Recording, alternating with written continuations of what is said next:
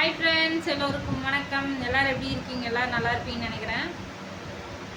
உண்மையாலுமே தனிமை கொடியது அப்படிம்பாங்கல்ல, அப்படிதான் சொல்லுவாங்க. தனிமை கொடியதுன்னு தான் சொல்லுவாங்க. அது உண்மையாலுமே கரெக்டு தான் ஃப்ரெண்ட்ஸ். ஏன்னா என் பெரியப்பா இறந்து பெரியம்மா இவ்வளோ நாள் தனியாக எப்படி இருந்தாங்க அப்படிங்கிறது எனக்கே நினைக்கும் போதே கஷ்டமாக இருக்குது. ஏன்னா கூடவே இருந்துட்டு குழந்தைகளும் இல்லை, அவர் ஒன்று தான் கூட இருந்தார். இவ்வளோ வருஷமாக கூட இருந்த ஒருத்தரை இழந்துட்டு ஒரு வீட்டில் தனியாக இவ்வளோ நாள் இருக்கிறது எவ்வளோ கஷ்டங்க சொல்லுங்க பார்க்கலாம். இப்போ நான் இங்கே இருக்கும்போது எனக்கு என்ன தோணுதுன்னா, இன்னொரு 2 நாள் கூட இருக்கலாம் அப்படிங்கிற மாதிரி தோணுது.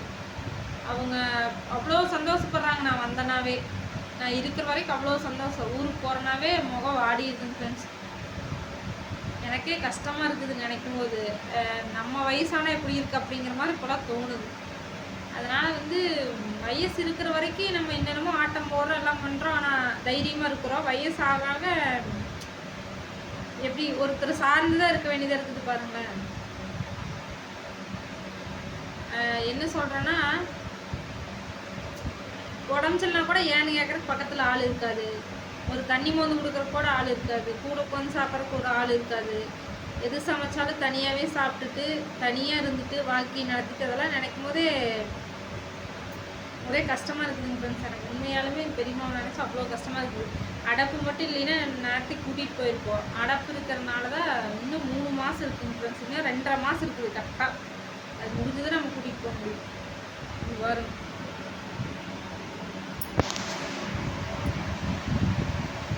பெரியம்மா பாருங்க.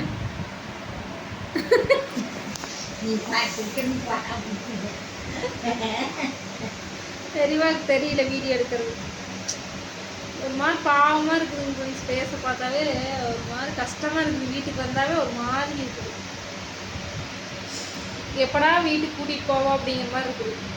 பெரியம்மாக்காவது நாங்களாம் இருக்கிறோம். ஆனால் எத்தனையோ பேர் யாருமே இல்லாமல் இருப்பாங்க பார்த்தீங்களா. குழந்தை இருந்தும் மனாதியாக இருப்பாங்க பார்த்தீங்களா. அதெல்லாம் நினச்சா கஷ்டமாக இருக்குது. அதனால் என்னதான் நல்லா இருக்கும்போது ஆட்டம் போட்டாலும் கடைசி காலத்துக்கு நம்மளுக்கு யாராவது ஒருத்தர் உதவி இல்லைன்னா பணம் இருந்தாலும் வேஸ்ட்டு தான். இந்த பணம் ஒன்று நம்மளை ஹாஸ்பிட்டல் கூட்டிகிட்டு போகிறதில்ல, பராமரிக்க போகிறதில்ல. பணத்துக்காக நிறைய பேர் உதவி செய்வாங்கன்னு வைங்க. இருந்தாலும் அந்தளவுக்கு கேரிங் எல்லாம் பார்க்க மாட்டாங்க. ஏதோ கடமைக்கு ஹாஸ்பிட்டல் கூட்டிகிட்டு போயிட்டு விட்டுட்டு போயிட்டே இருப்பாங்க. கூட இருந்து கவனிக்கிறது, சாப்பாடு வச்சுக்கிறது அதெல்லாம் பண்ண மாட்டாங்கல்ல. எனக்கே ஒரு மாதிரி இருக்குது. எப்படி சொல்கிறதுன்னு தெரியல உங்ககிட்ட. ஆனால் சொல்லணும்னு தோணுது, மனசுக்குள்ளேருந்து வெளியில் வர மாட்டேங்குது. சொல்ல தெரியல, அவ்வளோதான். ஆனால் கஷ்டமாக இருக்குது. பெரியம்மாவை நினச்சா பாவமாக கொக்குன்னு ஒரு மாதிரி கவலையாக இருக்குது. அதுக்கு தான் நான் சட்டுன்னு வர்றதில்ல. வந்தோடனே போனோம்னா வச்சுக்கோங்க ரொம்ப ஃபீல் பண்ணுவோம். அப்படிங்க பெரியப்பா இருக்கும்போது கூட அப்படி இருக்க மாட்டேன். அப்படி அப்போவே என்னை இருன்னு சொல்கிறாள். இப்போ பெரியப்பாமல் நினச்சி பாருங்க.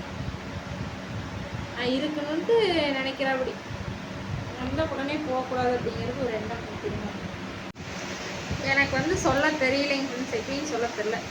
ஓகே, இதோட இந்த வீடியோ முடிச்சுக்கலாம். புரிஞ்சிருக்குன்னு நினைக்கிறேன் உங்களுக்கு.